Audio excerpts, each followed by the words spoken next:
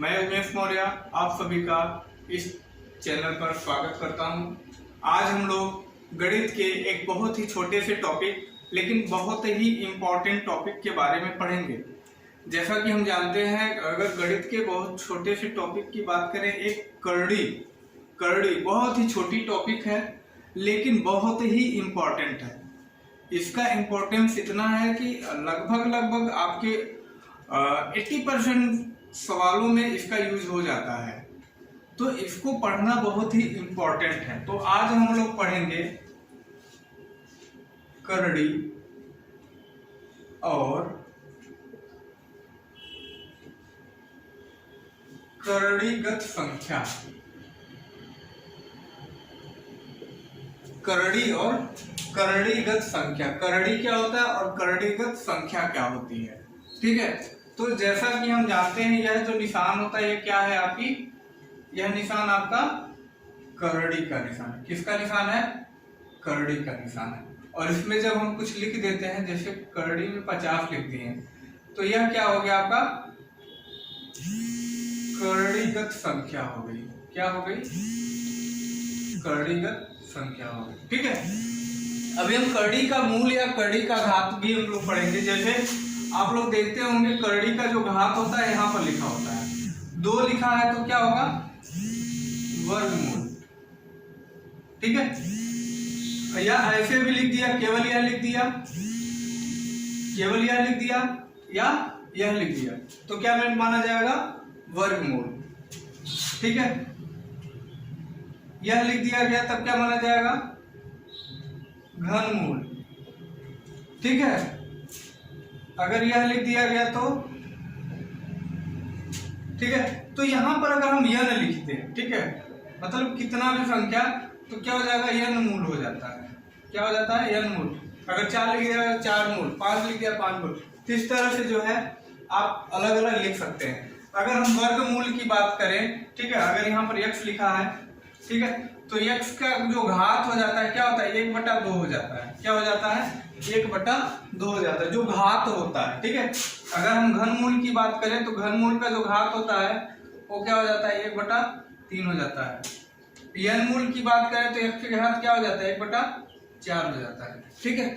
तो अगर हम करड़ी की बात करें तो करड़ी, यह निशान जो है, यह वाला निशान ही आपका क्या कहलाता है? करड़ी कहलाता है।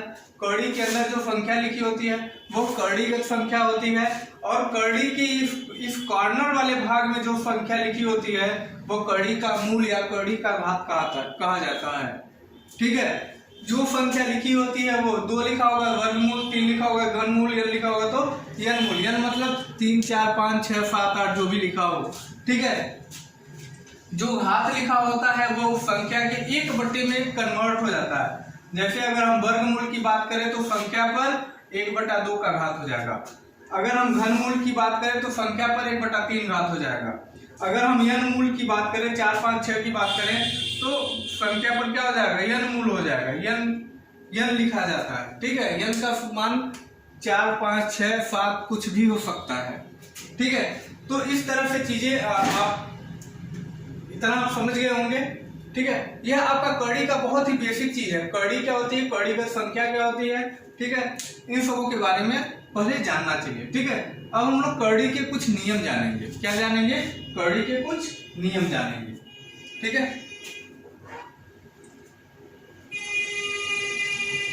तो करड़ी का नियम जानने के लिए हमें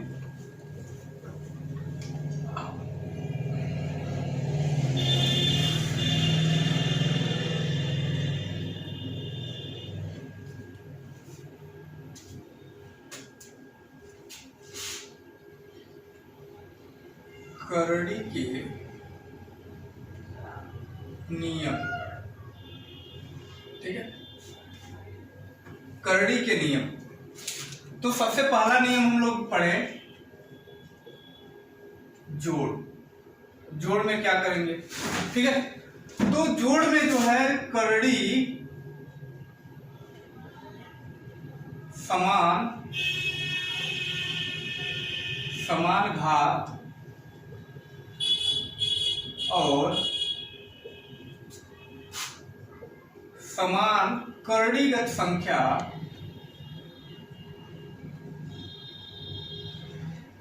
समान कड़ीगत संख्या वाली कड़ी को जोड़ने पर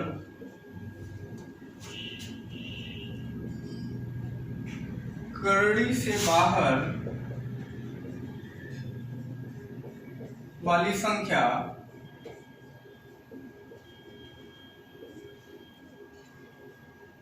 जुड़ जाती हैं,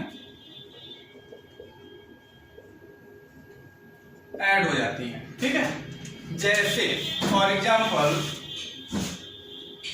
करड़ी में 2 धन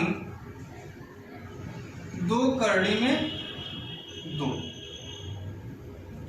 करड़ी में 2 धन 2 करड़ी में 2। ठीक है, अब जिसके बाहर कुछ नहीं लिखा होता है उसके बाहर हम क्या मान लेते हैं, 1 मान लेते हैं। जिसके बाहर कुछ नहीं लिखा होता उसको हम 1 मान लेते हैं। तो जो करड़ी से बाहर वाली संख्या, क्या करड़ी से बाहर वाली संख्या, यहां पर देखिएगा क्या लिखा गया है, करड़ी से बाहर वाली संख्या जुड़ जाती है, ऐड हो जाती है। ठीक है, तो करड़ी के बाहर यहाँ पर ये है और यहाँ पर 2 है, तो क्या हो जाएगा 3 करड़ी में 2। आई बात समझ में? इसी तरह मान लीजिए 5 करड़ी में 6 धन 3 करड़ी में 6, तो क्या हो जाएगा, यह क्या हो जाएगा, तो 5 और 3 कितना हो जाएगा, बाहर वाली। अब यहां पर देखिए घात भी समान है और कड़ीगत संख्या भी समान है, तो दोनों जुड़ जाएंगे। क्या कौन से जुड़ेंगे, 3 और 5 जो कड़ी के बाहर है, तो दोनों जुड़कर क्या हो जाएंगे, 8 कड़ी में 6 हो जाएगा। बिल्कुल समझ में आया? अगर आपको नहीं समझ में आया तो तुरंत कमेंट करिएगा। चलिए आगे देखेंगे।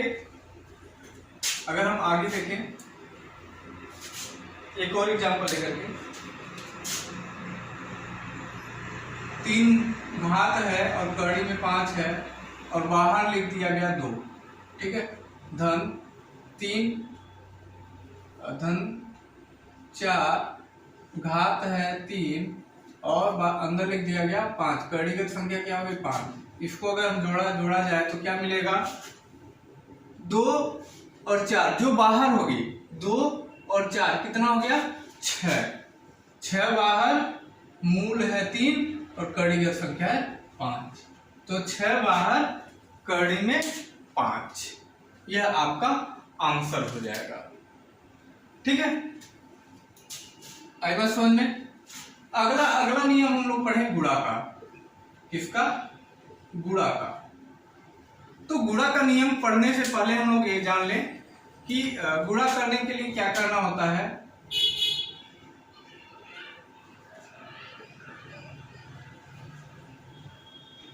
समान घात वाली करड़ी का गुणा करने पर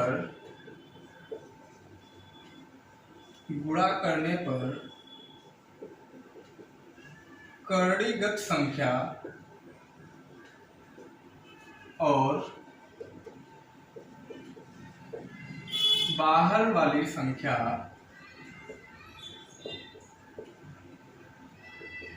का गुणा हो जाता है, किसका गुणा होता है, कड़ीगत संख्या का। कड़ीगत संख्या का गुणा होगा और बाहर वाली संख्या का गुणा होगा। ठीक है, जैसे देखते हैं, जैसे कड़ी में 2 गुणे 2 कड़ी में 5। ठीक है, यहां पर हम 3 मान लेते हैं। 3 कड़ी में 2 गुणे 2 कड़ी में 5 क्या संख्या है, 3 कड़ी में 2 गुणे 2 कड़ी में 5। तो हमारा नियम क्या कहता है, नियम ये कहता है कि पहले कड़ीगत संख्या और बाहर वाली संख्या, तो बाहर संख्या क्या है, 3 है और 2 है, तो 3 दूना 6, और कड़ीगत संख्या कितना है, 2 और 5 है, तो कड़ीगत संख्या का 2 गुणे 5, 5 दूना 10, तो 6 बाहर कड़ी में 10 हो जाएगा आंसर। ठीक है, इसी तरह देखिए 4 कड़ी में 5 गुणे 2 कड़ी में 10, तो इसका आंसर क्या हो जाएगा? इसका आंसर होगा 4 दूना 8 कड़ी में 50, ठीक है। यह तो आंसर हो जाएगा, लेकिन इसको और सिंप्लीफाई किया जाए तो अगर हम कड़ी की बात करें तो क्या हो जाएगा? 5 गुणे 5 गुणे 2 होगा ना, 5 गुणे 5 गुणे 2, ठीक है। हम जानते हैं जब वर्गमूल होता है तो 2 का जोड़ा बना लेते हैं। कितने का जोड़ा बनाया? 2 जोड़ा बना, तो जो जोड़ा वाली संख्या होती है उसको हम बाहर निकाल देते हैं, तो हो जाएगा 8 × 5 = 40 कड़ी में 2। ये हमारा फाइनल आंसर हो जाएगा। अभी हम उसको और विस्तार से बताएंगे अगले नियम में, ठीक है।